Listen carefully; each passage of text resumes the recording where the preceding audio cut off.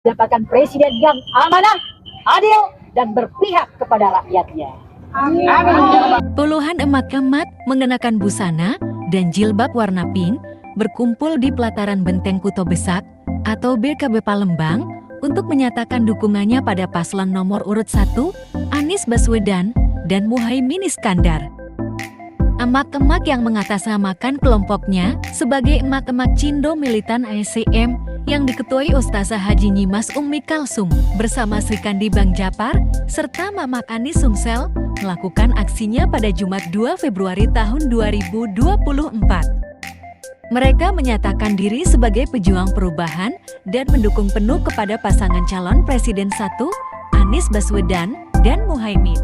Dan Caimin selalu dalam rahmat, perlindungan, dan pertolongan dari Allah Subhanahu wa Ta'ala. Dan semoga perjuangan ini diridhoi oleh Allah Subhanahu wa Ta'ala. Dan juga kami rakyat Indonesia mendapatkan presiden yang amanah, adil, dan berpihak kepada rakyatnya. Amin.